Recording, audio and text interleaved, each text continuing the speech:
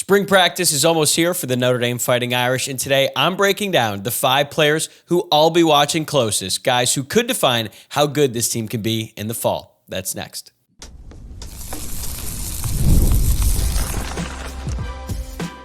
You are Locked On Irish, your daily podcast on the Notre Dame Fighting Irish, part of the Locked On Podcast Network, your team every day. What is up, and welcome in to Locked On Irish, your daily Notre Dame podcast. I'm Tyler Wojciak, and I'm the host. I'm a Notre Dame alum and producer at Fox Sports, and happy Friday, everyone. Today is March 14th, and it's one of my favorite Fridays of the year because it marks the beginning of St. Patrick's Day weekend. I've already got my green on, and I appreciate you making this your first listen of the day before you get started on all your St. Patty's Day festivities, and I would appreciate it even more if you took a quick second to subscribe on YouTube or wherever you are listening to the podcast if you have not done so already. And this episode is presented by FanDuel. Right now, new customers can get $200 in bonus bets when your first $5 bet wins. And today is the second edition of Top 5 Friday, a recurring segment we're going to be doing throughout the offseason where I rank my top 5 on pretty much any given Notre Dame football topic. Could be basketball too. Honestly, it could be anything. A couple weeks ago,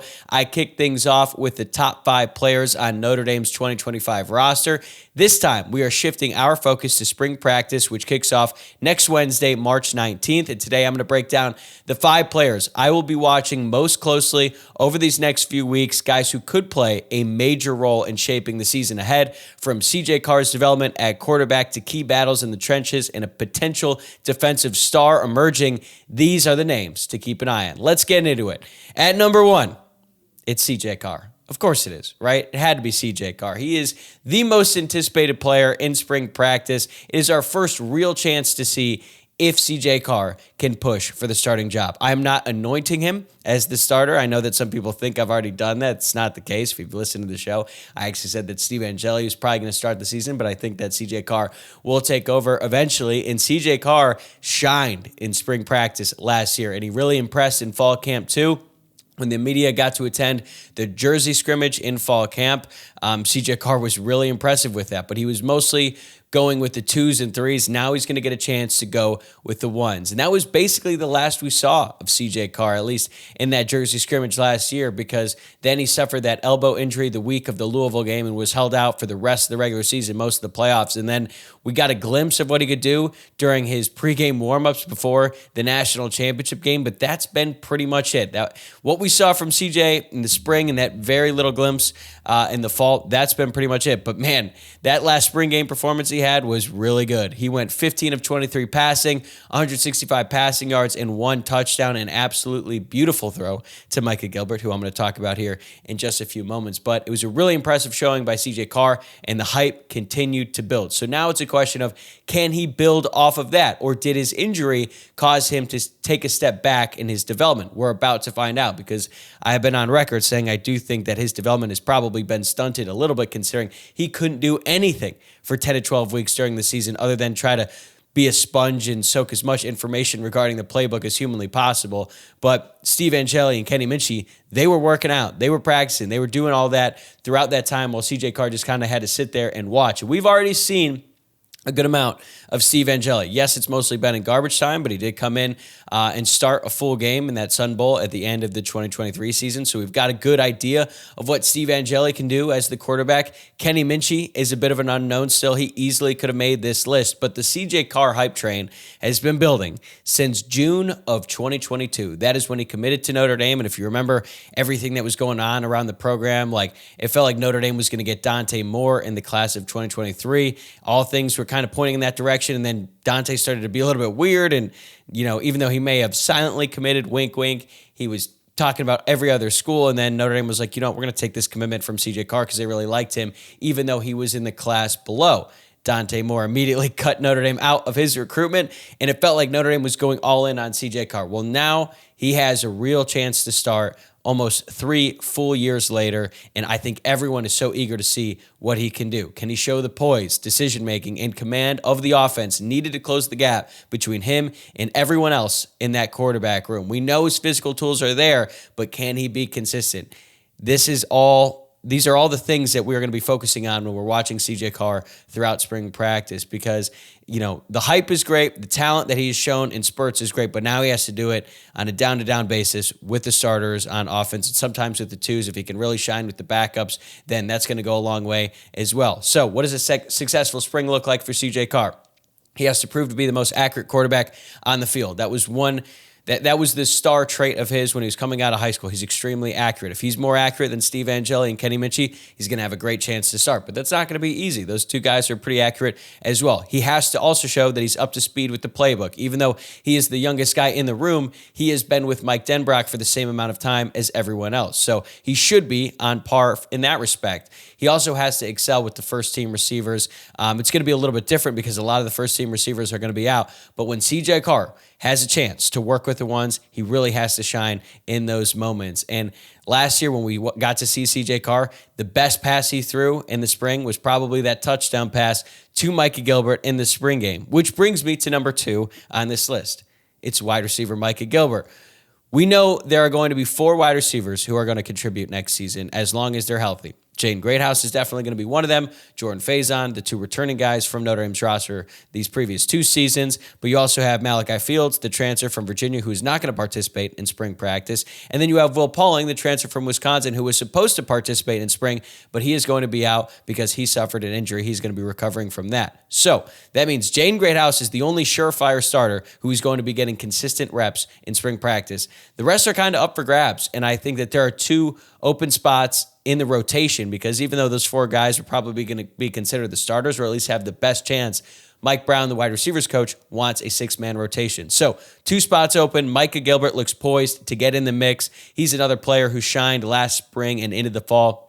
He had 5 receptions for 79 yards and 2 touchdowns in that spring game last season. And his physicality and strong hands stand out, especially for someone who is as young as he is. And I think when he was coming in and people kind of compared him to Cam Williams, who was the higher rated recruit, Gilbert was the more physically ready college football player, and we saw that right away. He was making great catches. He was able to get separation, has great body control, and all of that. So now he has to prove that he understands the offense and he can be relied upon in an actual game situation. I think he could be a chain mover for this offense. He's a really solid possession receiver, but can he be an explosive playmaker? We're about to see. Has he also picked up any of the other nuances of being a college football wide receiver? Can he beat a quality cornerback? Because a lot of the time when he was dominating in spring and fall, it was going against the backups. Well, now he's going to be tested every single day, going up against arguably the best cornerback duo in the entire country in Leonard Moore and Christian Gray. If Micah Gilbert is able to beat those guys, he can beat anyone in college football. So this is just a perfect opportunity for him to show that he belongs on the field for the Fighting Irish offense. And I think that if he's able to do that, then the sky is the limit for what Micah Gilbert can do this season, because you think about some other great Notre Dame wide receivers from the past. Will Fuller played sparingly his freshman season, really broke out his sophomore year. I'm not saying that Micah Gilbert is going to be Will Fuller, but that jump from freshman to sophomore year is pretty common for really good wide receivers, and I think Micah Gilbert can be that good. And if he is going to be that breakout player as a sophomore, we are going to start to see that in spring practice. And if he does take that next step, if he really does become a legitimate playmaking option for Notre Dame at wide receiver, this offense, everything that they can do changes because they have more dynamic guys. And we expect the wide receiver room to be improved with the true boundary wide receiver 1 and Malachi Fields. And then if Jaden Greathouse can keep going and build off that momentum that he closed out the year with, and then you got Micah Gilbert in the mix as well. Now, all of a sudden, after all these years of complaining about the lack of production from the wide receivers, things might actually take a turn. And a lot of that is dependent on just how good Micah Gilbert can be. So Carr and Gilbert are certainly the flashy names to watch, but how about the guys in the trenches? The offensive and defensive fronts have major questions, and 2 players could be the key to answering all of them. That's coming right up on Locked On Irish. Today's episode is brought to you by Nissan. We are all about the stats because numbers don't lie. And when it comes to the all-new Nissan Armada Pro 4X, the numbers are on an MVP level. With the ability to tow up to 8,500 pounds, it can quite literally carry the whole team plus the gear wherever you need to go. It's powered by a twin-turbo V6 engine, delivering the strength and performance to handle highways, back roads, and everything in between. And with room for up to 8 people, the Armada Pro 4X is built for big crews, big adventures, and even bigger memories. Whether you're exploring off-road trails or rolling up to the arena, the Armada Pro 4X brings power, versatility, and style wherever you go. Take your adventures to new heights in the all-new Nissan Armada Pro 4X. Learn more at nissanusa.com. Today's episode is presented by FanDuel. March Madness is here, and FanDuel is giving you the chance to get in on the action like never before. Right now, new customers can get $200 in bonus bets when your first $5 bet wins. That's $200 extra bucks to use on everything from buzzer beaters to Cinderella stories and even who's cutting down the net. So I've got my eye on a few underdogs this year. I like them in the first couple of rounds, and FanDuel makes it easy to back them with spreads, totals, and game props. But I got to be honest, if I'm looking ahead to who is going to be cutting down the nets at the end of this whole thing, I like the Auburn Tigers. And with tournament games happening almost every day, there's always something exciting to bet on. The FanDuel app is simple to use, and when I win, I get paid instantly. No waiting around. So visit FanDuel.com and get in on the college hoops action all tournament long. All right, coming in at number 3 for my top 5 players to watch during Notre Dame spring practice, I have offensive tackle Gerby Lambert. A wise man once said on this podcast, where is Gerby going to play? That wise man being Brian Smith, Locked On Recruiting Insider, certainly a fan favorite on this show. And it's a great question because Notre Dame has a bunch of really talented offensive linemen. But Gerby Lambert might have the highest ceiling of anybody in that room right now or any of the guys coming in. I know that people are really high on Will Black, and he might end up being another first-round pick down the line. But Gerby Lambert and what he could be is really exciting to think about. He is all of 6'7", 323 pounds. He has great length. He moves really well for a guy his size, and he looks like he could be a future NFL first-rounder. He could be the next great tackle at Notre Dame in a long line of great tackles who have come through, like Joe Alt, like Ronnie Stanley, like Zach Martin, Mike McGlinchey. There's so many great tackles who have come through the program over the course of these past couple of decades, and Gerby Lambert has a chance to be as good as those guys. That is how talented he is. But where is he going to play? We're about to find out in spring practice because Charles Jagasaw and Emil Wagner are probably going to get the first team reps at tackle. I think Emil Wagner has right tackle locked down. He started every single game for the Irish last year, was the most consistent lineman because he was able to stay healthy. And even though he had a couple bad reps against Penn State, going up against Abdul Carter, who might very well be the number 1 pick in the NFL draft, I think what he showed last year has to have you really excited about what he can be in the future. Now, Wagner doesn't have like the size of a Gerby Lambert, but if he's able to be that consistent and build off that next year, then Notre Dame is going to be just fine at right tackle. So I fully expect Emil Wagner is going to start next season. But now you have Jagasaw playing at left tackle, and that could be a great battle if it's Jagasaw and Lambert. But you also have to consider Anthony Knapp, considering he started 15 games at left tackle last season. But unfortunately for Knapp, he is not going to be able to participate in spring practice while he recovers from the ankle injury that he suffered in that game against Penn State. So if Lambert shows up and throughout these next few weeks, this next month of spring practice, if he demonstrates that he is one of the top 5 linemen on this team, Joe Rudolph is going to have to shuffle some guys around because I think everyone looks at Charles Jagasaw and thinks that is one of the top 5 linemen as well. So the most logical move in this scenario would be then to move Charles Jagasaw from left tackle to right guard. We saw him play a little bit of right guard in that game against Penn State when he was filling in for Rocco Spindler, which was a crazy task if you think about it now in retrospect, because like Charles Jagasaw had not played football all season long while he recovered from that torn pec injury. Then he has to come in, his first game action all year,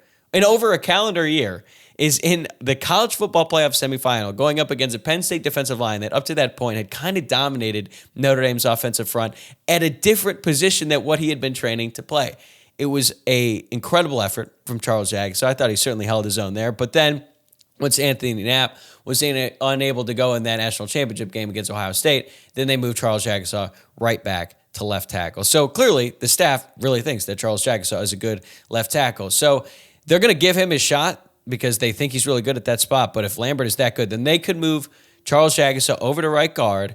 And then you have to ask, well, what does that mean for Anthony Knapp? If he can't play left tackle and he can't play right guard, where's he going to play? He could compete to start at center, but Ashton Craig is also going to have a good chance to start. Ashton Craig is not going to be able to participate in spring practice because he suffered a torn ACL in the game against Purdue last year. He's still recovering, but they expect him to be back in the summer. And going into last season, Ashton Craig was talked about as arguably the best offensive lineman in that group. We didn't really get to see a ton from him, but he also has a ton of potential. So there's just a ton of questions on this offensive line, and really all boils down to just how good Gerby Lambert is. And look, he has to prove it on the field. The size is great, the recruiting profile, all that is good, but he's got to show that he's that good on the field going up against Notre Dame's defensive front. And if he's able to do that, if he's able to consistently dominate on the line of scrimmage, then Rudolph has a lot of decisions to make. But he is certainly not afraid to shake things up on the offensive line, and Lambert could be the piece that forces him to reevaluate everything. Now, as for the defensive line, one player that I'm going to be watching is Jared Dawson, the first veteran on this list. He is the sixth-year senior from Louisville, just transferred over from the Cardinals, and he's underrated, but potentially one of the most important players on this entire defense. Notre Dame absolutely needs Jared Dawson to be a hit. There's really no other way around it. The best case scenario for Notre Dame is that Jared Dawson is a better version of Javonte Jean-Baptiste. And that is a really high bar because JJB was awesome for Notre Dame in his one only year with the program. And if you think about it, when Notre Dame got JJB, he had like 4 sacks the season before when he was with Ohio State, and he was a good pass rusher, but Ohio State had so many other good pass rushers, he didn't really play all that much. So it was a bit of a projection. And honestly, Jean-Baptiste didn't really do a ton in spring practice that would get you really excited. And then it wasn't until that game against his former team, Ohio State, in that regular season game in 2023, when you realize, oh my God, JJB is one of the best players on this entire team. And then he kept that going throughout the rest of the season. He was terrific. Notre Dame needs Dawson to be about that good. Really, if they want this defense to be, reach their full potential, that is what it's going to take. They cannot afford for Jared Dawson to be at the level of, say, R.J. Oben and what he did last year, because I think it's fair to say that R.J. Oben was disappointing. And I'm not really sure how you could fault Notre Dame because his numbers were really good at Duke, and he honestly kicked Notre Dame's ass when he played them when he was a Duke Blue Devil. So I was really surprised that R.J. Oben did not turn out that well for Notre Dame. But I think the good news is when you're comparing Dawson to, say, R.J. Oben, Dawson's used to going up against good competition. He played for Louisville. They played against some other really good teams. Now they're in the ACC. It's not like they're in the SEC and they're the upper echelon of college football. But Jared Dawson played really good against Notre Dame last year too. So hopefully that's a sign of things to come, unlike R.J. Oben. And even though they play different positions, I just think that the impact that Dawson is going to have on this defense is so critical. So it is imperative that Dawson is a hit. And we're going to get a sense of his ability during spring practice. Like, can he be the anchor in the middle of that defense to replace Howard Cross? And Notre Dame is also needing to replace Riley Mills as well. So he's got the size, 6'2", over 300 pounds. He's got the experience. He's played against better competition. Now he has to do it in a new uniform. It's a lot to ask. I think that, when you bring these guys over to new teams, new situations, there's so much that goes into it that's not just specific to the football field, right? Like their personal life matters. It's a big adjustment. Fortunately, the University of Louisville and Notre Dame aren't that far away. It's about a 4-hour drive going straight up Indiana. You start in Jeffersonville, the most southern portion of Indiana, and you take 65 to 465 to 31. The reason I know that is because I did that drive an awful lot when I would drive from my hometown of Louisville back to campus and the other way around. So that's pretty encouraging. I feel like Dawson has a lot of things going for him. I think that Notre Dame really needed help at defensive tackle, and they prioritized him early on. So if he emerges and he can be a star, then we have to reevaluate the entire Notre Dame defense, because linebacker is going to be good. Cornerback is going to be great with Moore and Gray. That one safety is going to be really good in Don Schuler, but a dominant defensive line, we don't know about that, right? I feel pretty good about the edge rushers, right? Like as long as Boubacar Traore and Jordan Patel can get back healthy, they're going to be just fine. I've already said I think Bryce Young can have a Stephon Tuitt-like sophomore season. Joshua Burnham is incredibly underrated. So now the biggest question on this entire defense boils down to the defensive tackle position. And if Jared Dawson shows in spring practice that he could be really, really good for this group, everything changes with this defense and the team. So if he's a difference maker, this defense is going to take a major step forward. All right, we've covered the offense and the trenches, but there's one player left. So let's talk about the player who could be Notre Dame's next great linebacker. Today's episode is brought to you by Monarch Money. Ever check your bank account and wonder, where did all my money go? Between dining out, online shopping, and entertainment, it's easy to lose track. That's where Monarch Money comes in. Your personal CFO giving you full visibility and control over your finances. Monarch Money isn't just a budgeting app, it's a complete financial command center. You can track all your accounts, investments, and spending in one place so you stop just managing your money and start building wealth. When I started using Monarch, I realized just how much I was spending on food delivery. Now I budget smarter and save more. Instead of juggling multiple apps, you can use Monarch to check your finances, track spending, and even plan long-term goals. Managing money with your partner is smoother than ever. You can track shared and personal accounts, set goals, and stay on the same page without the stress. Take control of your finances with Monarch Money. Use code LOCKEDONCollege at monarchmoney.com for 50% off your first year. That's monarchmoney.com, code LOCKEDONCollege for half off your first year.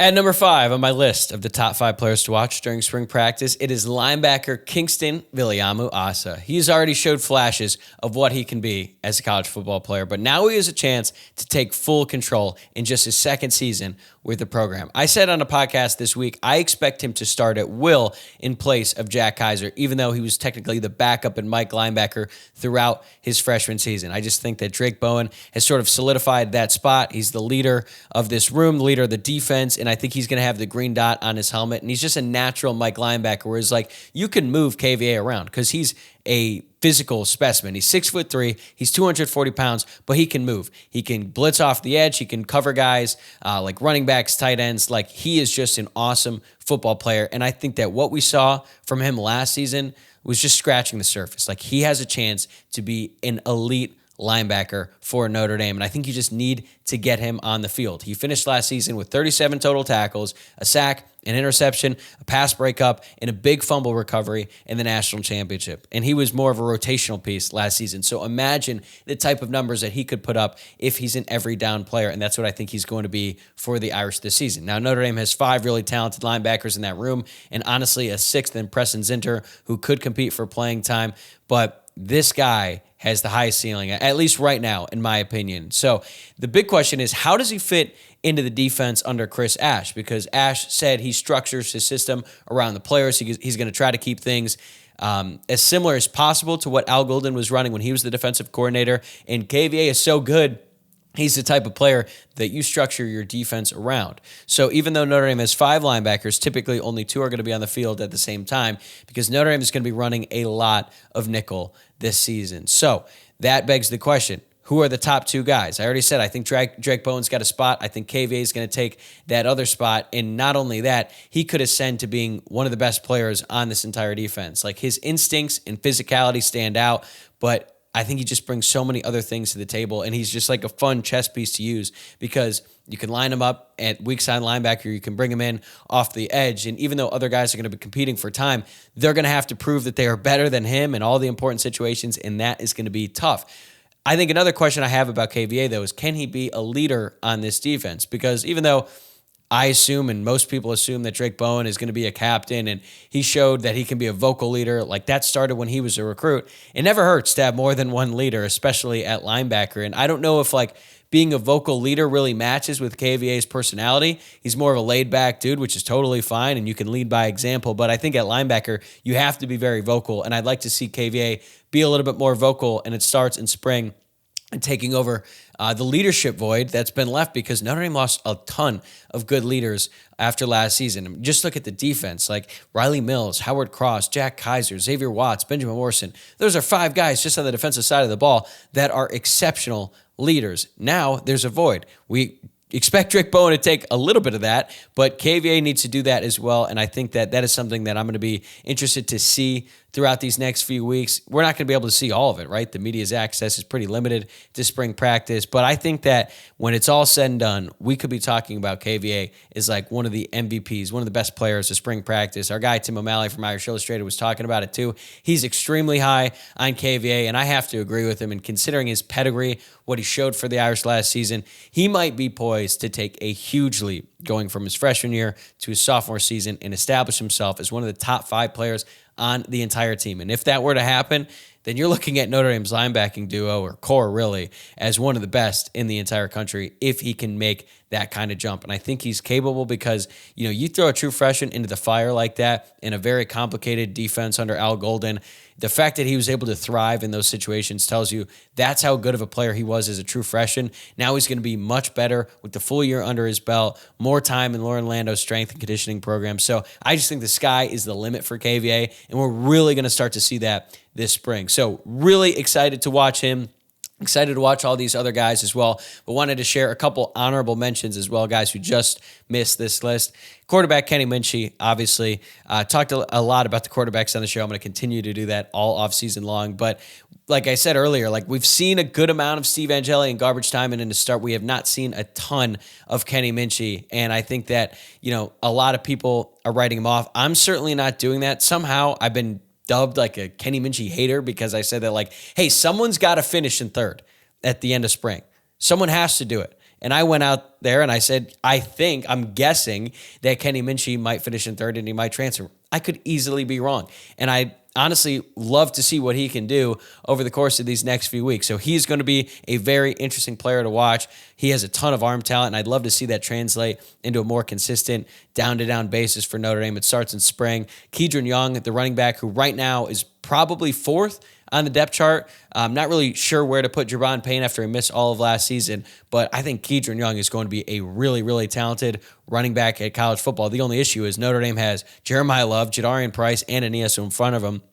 So it's where are the carries for Kedron Young? Because he could go to another program tomorrow and he could be maybe not a starter, but the second guy, and he could get a lot of carries this season. So is he willing to be patient? Because I just think he has a ton of ability. Another guy who just missed this list, tight end, Ty Washington. I honestly was not sure if he was going to be able to participate in spring because of graduation requirements from Arkansas and all that stuff, but it sounds like he is going to participate. Notre Dame needs help at tight end. If Ty Washington is able to contribute in more ways than just by being a blocker, that'd be huge for Notre Dame. And then on defense, another transfer, nickel, Devontae Smith, the transfer from Alabama. The reports on him, based on what he's shown throughout the winter here in the strength program, he's got rave reviews. Let's put it that way. They are already talking about him as a stud on this defense, and that would be awesome because Notre Dame has really hit at the nickel position the last 2 years, going and getting guys in the transfer portal, first in Thomas Harper, then Jordan Clark last year. I thought Jordan Clark was exceptional last year, and it sounds like Devontae Smith might be better than both of those guys. So really excited to watch all the guys who I have talked about today. It's going to be really fun next few weeks throughout spring practice because even though spring practice isn't going to answer every question, by the end of spring ball, we'll have a much better sense of where this team is headed, and we're going to talk about it on this show. But that is going to do it for this episode, and that's another week of Locked On Irish in the books. I'm going to be back on Monday, and we'll have a lot more spring practice coverage coming your way, so make sure that you are subscribed on YouTube or wherever you are listening to the podcast, and if you enjoyed the show today, remember, give this video a like or rate the podcast 5 stars and leave a review. Have a great St. Patrick's Day weekend, and I will see you next week.